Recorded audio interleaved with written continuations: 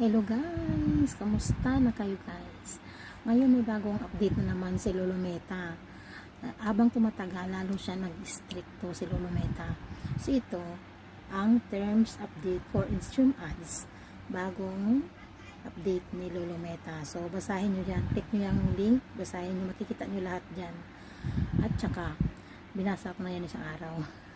So guys, ang mayroon dyan na sabi ni Lolo Meta, na dapat pag monetize ka na, i-fill up mo agad yung payout mo. Huwag mong patagalin ng 6 months.